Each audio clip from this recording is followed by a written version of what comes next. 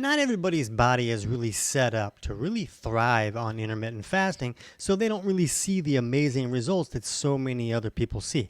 But there's some really simple steps that a person can take to really boost the progress that they'll see using intermittent fasting. So one thing that a person can do is to add fasted walks to their day, where right when they get up, before they've eaten anything, while they're still fasting, go for a really easy walk, not an intense workout that can push that body too much into a stress state where it's not going to want to burn stored fat for that type of exercise. But an easy walk where you can still carry on a conversation is a great place to be to really boost the ability for the body to burn fat and to kind of get more ketones going and really jumpstart that process of burning fat for fuel while the person is fasting.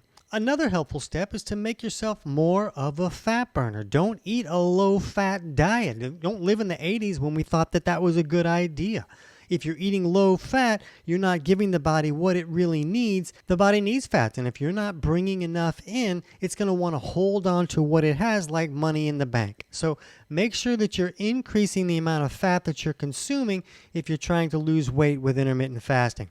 And to be more of a fat burner, you also want to reduce the amount of carbohydrates that you're eating. If you're eating high carb foods, intermittent fasting is really not right for you. Your body is not set up to thrive on fasting like if you were eating lower carbs. For people who need a little bit more carbs, try to use medium carb foods like, sweet potatoes or butternut squash or yams, not this bread pasta type things that a lot of people eat. Another helpful step can be to eat more nutrient-dense foods. Things like organ meats and foods that have more nutrients in them, maybe some bone broth. When you're fasting, your body should be able to access stored fat and burn that for fuel. But the body also needs nutrients for other purposes. So if you're reducing the amount of nutrients that are coming in with food because you're eating less food, you really want to get higher levels of nutrients in the foods that you are eating.